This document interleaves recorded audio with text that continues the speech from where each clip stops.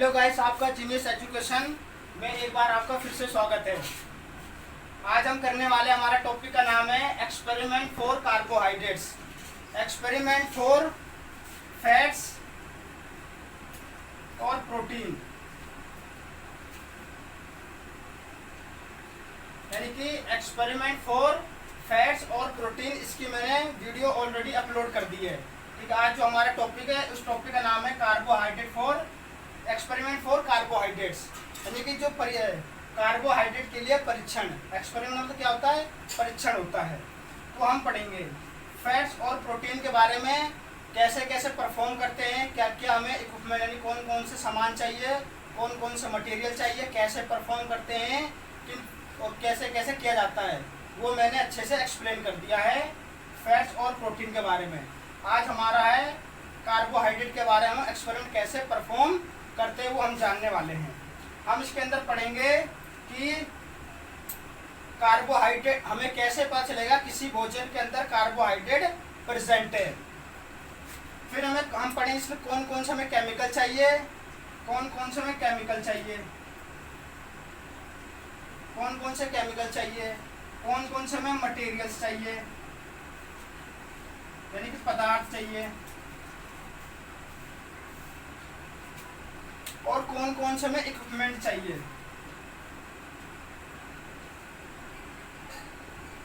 ये हमारी सामग्री है, यानी कि ये हमें एक सब्सटेंस है।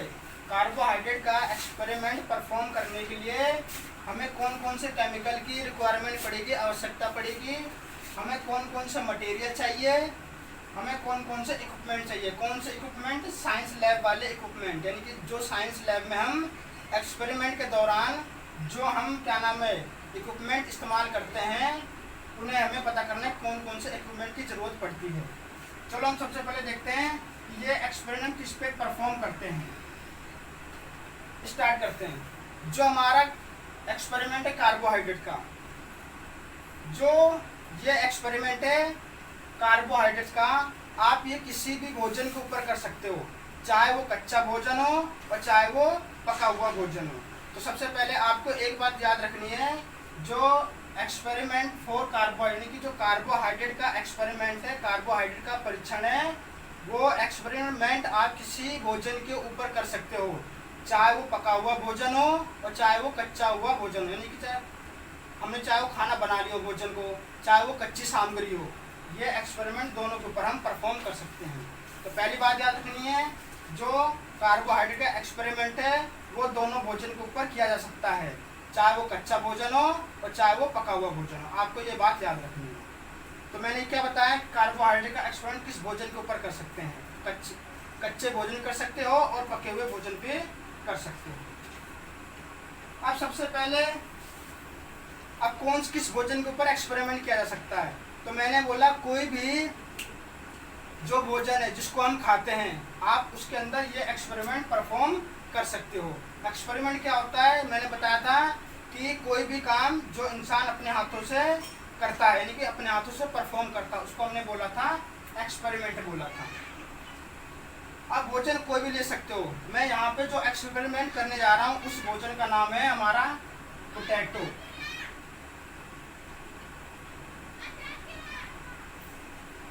यानी कि जो हम एक्सपेरिमेंट परफॉर्म करने जा रहे हैं वो आलू के ऊपर एक्सपेरिमेंट करने जा रहे हैं। ठीक है, हमें कैसे पता चलेगा कि आलू के अंदर कार्बोहाइड्रेट उपस्थित है? आप कैसे जानोगे आलू के अंदर कार्बोहाइड्रेट पाया जाता है? अगर मान लो आप कोई बोल देता है, ऐसे आपको कोई थ्योरी पढ़ा देता है, उसने बोल दिया, किसी टीचर ने, कोई भी इंसान बोल देता है कि आलू के अंदर कार्बोहाइड्रेट है, तो आप उसकी बात को कैसे विश्वास करोगे, कैसे बिलीव करोगे?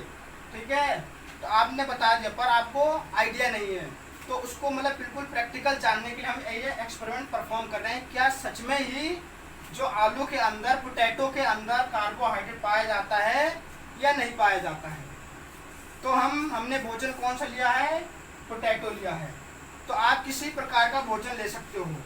भोजन यानी जो हम खाते हैं, कोई भोजन ले सकते हो, कोई भी भोजन आप ले सकते हो, किसी प्रकार का भोजन। मैंने यहाँ पे पोटैटो लिया है। तो कैसे कैसे परफॉर्म करेंगे? तो सबसे पहले जो हमारा रॉ मटेरियल क्या हो गया? पोटैटो हो गया, ये हमारा रॉ मटेरियल हो गया।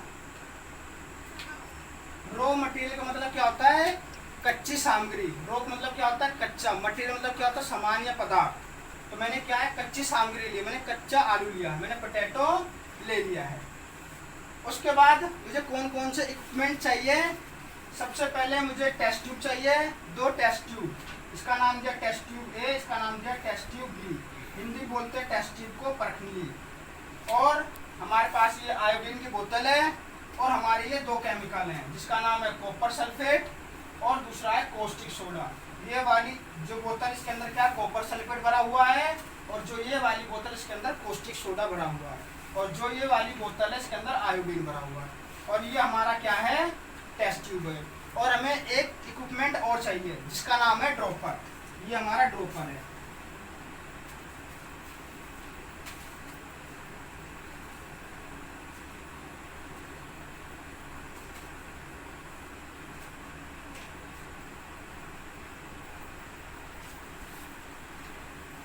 ये हमारा ड्रॉपर है।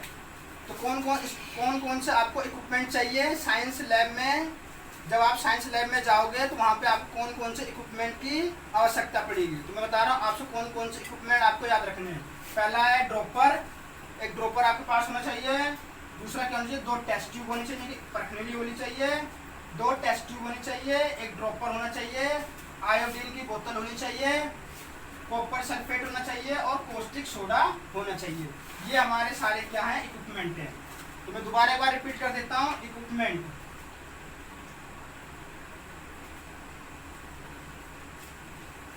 कौन कौन से इक्विपमेंट चाहिए? 2 टेस्ट ट्यूब चाहिए यानी कि परखनी चाहिए, एक ड्रॉपर चाहिए, हमें क्या नाम है? केमिकल। कौन से केमिकल? एक का नाम है कॉपर सल्फेट, दूसरा कॉस्टिक सोडा, और एक हमें आयोडीन की बोतल चाहिए। ये हमारे क्या है? इक्विपमेंट है। आप कोई किसी प्रकार के भोजन के ऊपर एक्सपेरिमेंट परफॉर्म कर सकते हो, परीक्षण कर सकते हो। मैंने यहाँ लिया है पोटैटो लिया है। क्या करना है? सबसे पहले आपको जिस चीज का एक्सपेरिमेंट करना है उसकी थोड़ी सी मात्रा लेनी है। आपको जिस चीज का एक्सपेरिमेंट करना है उसकी थोड़ी सी मात्रा लेनी है। तो मैंने क्या किया? मैंने पोटैटो ले लिया, मैंने आलू ले लिया।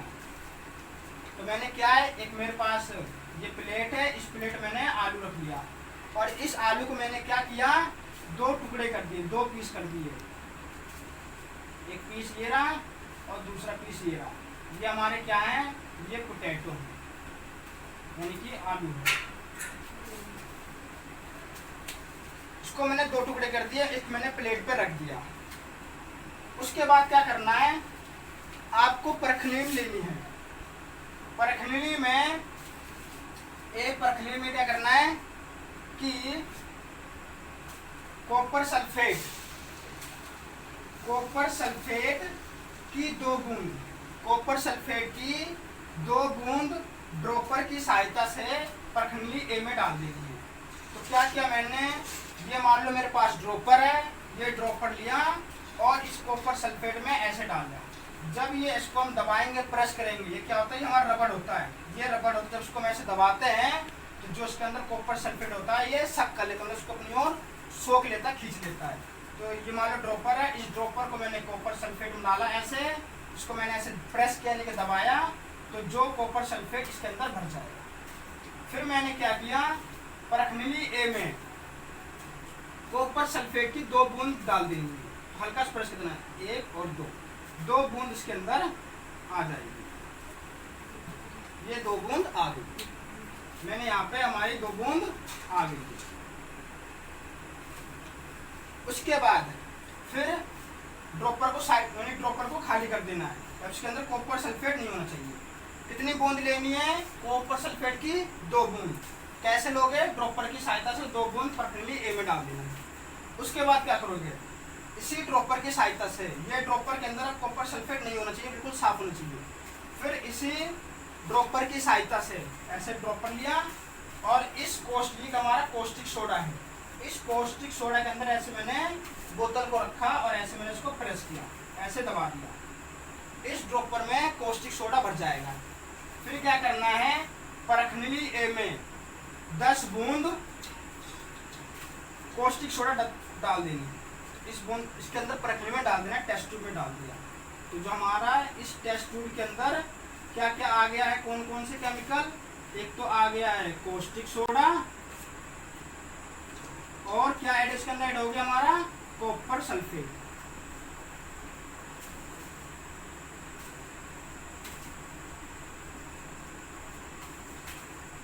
इस परखने के अंदर कोस्टिक सोडा और कॉपर सल्फेट हमने इसके अंदर डाल दिया टेस्ट ट्यूब में। फिर इसको क्या करना है, इसका सॉल्यूशन बनाने, यानी कि घोल बनाने विलेन में। इसको ऐसे मतलब कि इस टेस्ट ट्यूब को ऐसे ऐसे आपको मिला देना, अच्छे से मिल जाना चाहिए, यानी सॉल्यूशन बन जाना चाहिए। इसको अच्छे से मैंने मिक्सअप कर देना, मिला देना। ये हमारा, इसको मैंने स्टैंड पे रख देना। स्टैंड का जब आप साइंस लैब में जाओगे तो वहाँ स्टैंड बने होते हैं इस प्रकार से, ऐसे स्टैंड बने होते हैं, इस तरह से स्टैंड बने होते हैं बहुत सारे।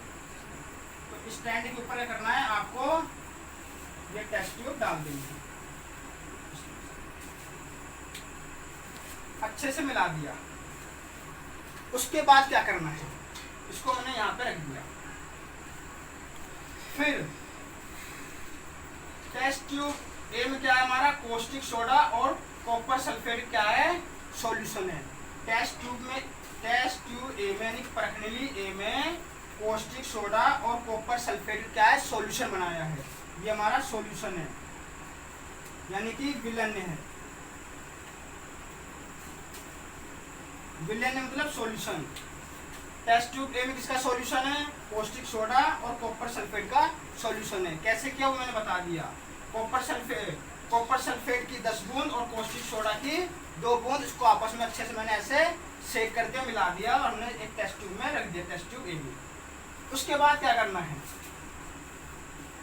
कि इससे पहले जाने से पहले हमें एक चीज और याद रखनी है कि आप कॉपर सल्फेट और कॉस्टिक सोडा कैसे बनाओगे घर पे। ठीक है, मान लो आपके मतलब कि आपके पास पैसे नहीं खरीद सकते हो, तो कॉपर सल्फेट और कॉस्टिक सोडा कैसे तैयार करोगे। क्या करना है सबसे पहले कि हमें कॉपर सल्फेट का सॉल्यूशन बनाना है। किसका बनाना है, कॉपर सल्फेट, CuSO4। Cu का मतलब होता है कॉपर, Cu का मतलब होता है कॉपर, और SO4 का मतलब होता है सल्फेट। मैं दोबारा बोल रहा हूँ, ये मैंने लिखा है CuSO4।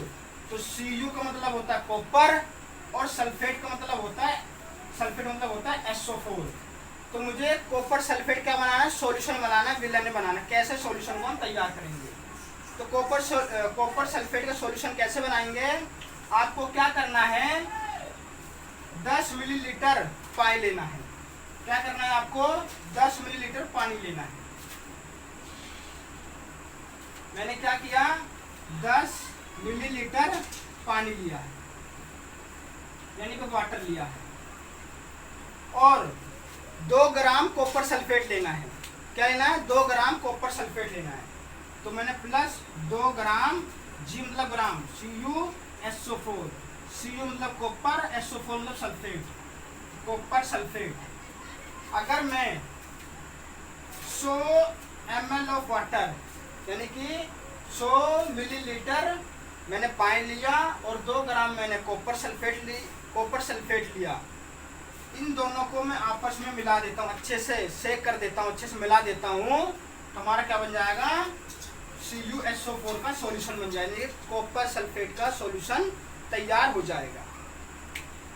आप कैसे बनाओगे कॉपर सल्फेट का सॉल्यूशन, क्या करोगे, 10 ml ऑफ वाटर लोगे, यानी कि 10 मिलीलीटर पानी लेना है और 2 ग्राम कॉपर सल्फेट लेना है, आपस में एक दूसरे को मिला देना है, मिक्सअप कर देना है।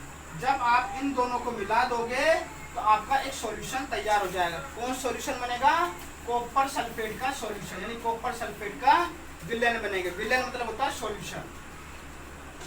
आप और कॉस्टिक सोडा का सॉल्यूशन कैसे बनाएंगे, क्या करना है, 10 ml ऑफ वाटर लेना है, 10 ml ऑफ पानी लेना है, मुझे बनाना है कॉस्टिक सोडा का सॉल्यूशन बनाना है, यानी विलयन बनाना है। तो 10 ml मतलब मिलीलीटर,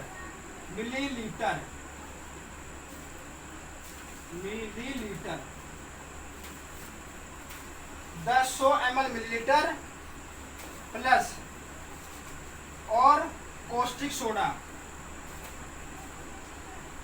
कोस्टिक सोडा, जब आप 10 ml ऑफ वाटर,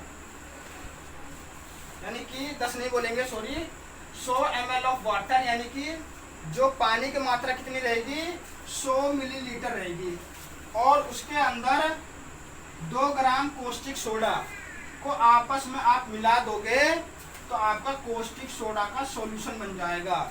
सॉल्यूशन का मतलब होता है विलन, हिंदी में लिख देता हूँ सॉल्यूशन। सॉल्यूशन मतलब होता है विलन। आप बोलोगे विलन क्या होता है? जैसे आप नमक और पानी को आपस में मिला देते हो क्या सॉल्यूशन बन जाता है, यानी कि विलन बन जाता है। ऐसे आप अगर चीनी और पानी को आपस में अच्छे से घोल देते हो क्या होता है, सॉल्यूशन बन जाता है। आई हो आपको सॉल्यूशन वर्ड का मतलब समझ में आ गया, विलन वर्ड का मतलब समझ में आ गया होगा। क्या होता है इसका मतलब, अगर कोई भी चीज आप 2 चीज आपस में मिक्सअप करते हो, यानी कि आपस में मिलाते हो और वो पूरी तरह से घुल जानी चाहिए। मैंने क्या बोला, कोई भी चीज 2 चीज आपस में उन दोनों को मिक्सअप करते हो, मिलाते हो, अगर वो पूरी तरह से घुल जाए, यानी कि प्रॉपर मिक्सिंग हो चाहिए, कुछ भी नहीं बचना चाहिए, ठीक है, उसको बोलेंगे क्या बोलेंगे, सॉल्यूशन बोलेंगे, विलन नहीं बोलेंगे। पूरी तरह से मिक्सअप हो जाना चाहिए। आई होप सॉल्यूशन वर्ड का मतलब समझ में आ गया होगा। तो मैंने कैसे बताया कि आप कॉपर सल्फेट का सॉल्यूशन कैसे तैयार करोगे और कोस्टिक सोडा का सॉल्यूशन कैसे तैयार करोगे, ये समझ में आ गया। और पानी कैसे करना है, पानी को थोड़ा गर्म कर लेना, थोड़ा सा पानी गर्म होना चाहिए, ठीक है, ये बात आपको याद रखना है। पानी थोड़ा सा गर्म होना चाहिए, फिर उसमें 2 ग्राम कॉपर सल्फेट मिलाओगे तो क्या नाम है, कॉपर सल्फेट का सॉल्यूशन बनेगा। अगर 2 ग्राम और प्लस वाटर मिलाओगे 100 ml, ठीक है, तो आपको कोस्टिक सोडा का सॉल्यूशन मिलेगा। मैंने क्या किया, ये दोनों का मैंने सॉल्यूशन बना लिया है। अब मैंने बनाया था कॉपर सल्फेट की 2 बूंद और कोस्टिक सोडा की 10 बूंद को ड्रॉपर की सहायता से एक टेस्ट ट्यूब में डाल देनी है और उसको अच्छे से सॉल्यूशन में किसका विलन बना देना है, घोल बना देना है, ठीक है। तो मैंने कॉपर सल्फेट और कोस्टिक सोडा का सॉल्यूशन बना लिया। वो सॉल्यूशन किसके अंदर है, टेस्ट ट्यूब ए के अंदर है।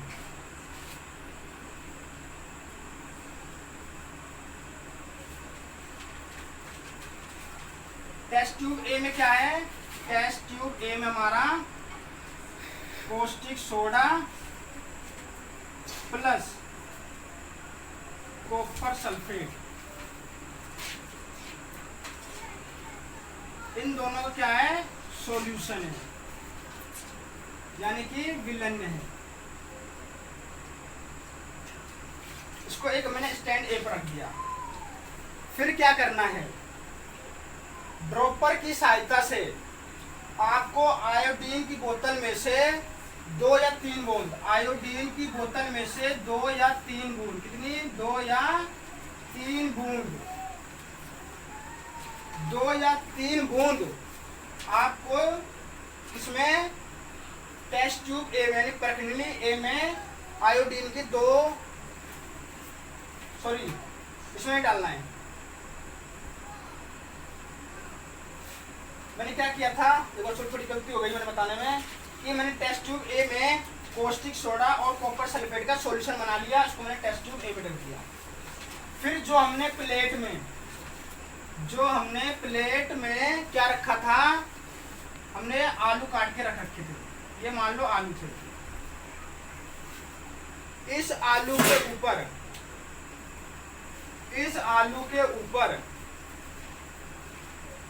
हमें क्या करना है, जो हमारा जो सॉल्यूशन था, किसका सॉल्यूशन, कोस्टिक सोडा और कॉपर सल्फेट का सॉल्यूशन था, उसकी 2-3 बूंद हमें इसके अंदर डाल देनी है। या फिर डालो मत ना, सिंपल क्या करो कि हमने जो हमारा टेस्ट ट्यूब ए में था कोस्टिक सोडा और कॉपर सल्फेट का सॉल्यूशन, इसी टेस्ट ट्यूब में आप क्या करो, आयोडीन की बोतल में से ड्रॉपर की सहायता से 2 या 3 बूंद आयोडीन निकालो और इसके अंदर डाल दो। किसके अंदर डालना है? टेस्ट ट्यूब ए में डाल देना, जिसमें हमने पौष्टिक सोडा और कॉपर सल्फेट का सॉल्यूशन डाला था। इसको अच्छे से सेक कर देना, मिला देना है। मिलाने के बाद जो आपने इन तीनों का सॉल्यूशन, किन तीनों का सॉल्यूशन, पौष्टिक सोडा और कॉपर सल्फेट और आयोडीन का सॉल्यूशन था। एक हमने जो हमारी परखनीली ए थी, परखनीली ए में हमने क्या है, 3 चीज का सॉल्यूशन था, पौष्टिक सोडा का सॉल्यूशन, कॉपर सल्फेट का सॉल्यूशन और आयोडीन का सॉल्यूशन। आयोडीन कितनी बूंद लेनी है? 2 या 3 बूंद लेनी। कैसे लोगे? ड्रॉपर की सहायता से लोगे, आपस में इसको मिलाकर। और जो हमने प्लेट में आलू रखा था, इसके ऊपर आप 2 या 3 बूंद इन तीनों के सॉल्यूशन का, इन जो तीनों यानी कि जो हमारी टेस्ट ट्यूब ए में 3 सॉल्यूशन थे, एक तो पौष्टिक सोडा था, एक कॉपर सल्फेट था और एक हमारा आयोडीन सॉल्यूशन था। इन तीनों का अच्छे से मिक्सअप किया था, सेक किया था। उसकी 2 या 3 बूंद इस आलू के ऊपर डाल देनी है। यानी कि हमने मान लो कोई आलू है, अब मैं आपको आलू दिखाता हूँ कैसे काटोगे इसको।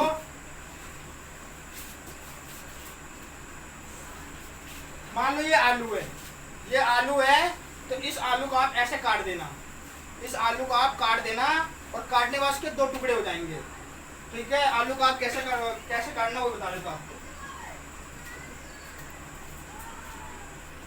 ये मान लो देखो मैंने 2 आलू काट दिए हैं, तो इस आलू को मैंने काट दिया और जो हमारे पास ये सॉल्यूशन था, तो ड्रॉपर की सहायता से इस आलू के ऊपर आप जो 3 यानी कि ये सॉल्यूशन था, 3 चीजों का सॉल्यूशन, पौष्टिक सोडा, कॉपर सल्फेट और आयोडीन का, 2-3 बूंद इस आलू के ऊपर डाल देनी है।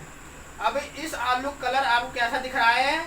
आपको मतलब कि लाइट ब्राउन नजर आ रहा है। तो जैसे आप अगर इन तीनों सॉल्यूशन का इस आलू के ऊपर डालोगे, कितनी बूंद डालनी है? 2 या 3 बूंद इस आलू के ऊपर डालोगे, तो कुछ ही देर बाद जो ये आलू का जो कलर है, अगर इसका कलर पर्पल हो जाता है, पर्पल या फिर ब्लैक, मैंने क्या बोला? पर्पल या ब्लैक। जो आलू का कलर है, अगर कलर कैसा होता है? पर्पल होता है, यानी कि पर्पल और ब्लैक, यानी कि काला या बैंगनी।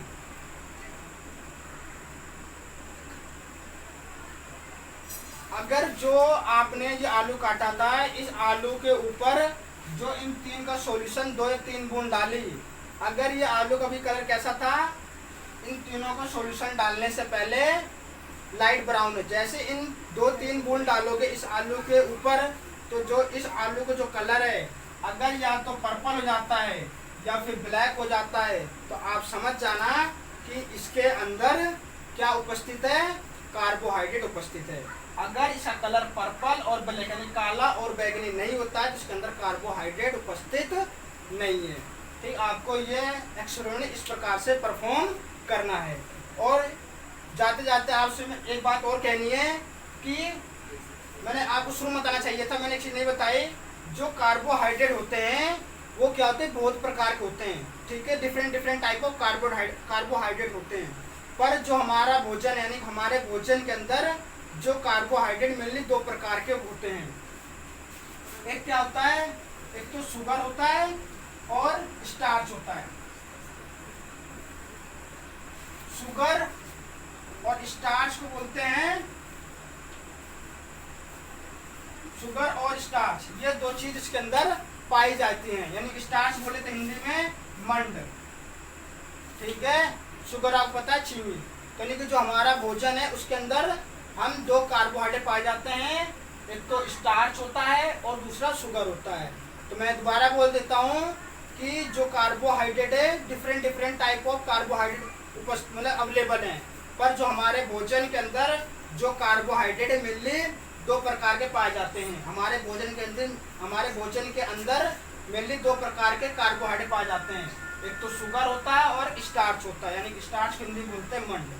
ठीक है, तो जो हम एक्सपेरिमेंट परफॉर्म करते हैं, हम इन दोनों के ऊपर एक्सपेरिमेंट परफॉर्म किया जाता है। आई होप आपको ये एक्सपेरिमेंट कैसे परफॉर्म करते हैं आपको मैंने प्रैक्टिकल लाइव करके दिखाया है। आप एक बार घर पे ट्राई करना, ठीक है, फिर मुझे कमेंट सेक्शन में बनाना। Thank you, bye bye.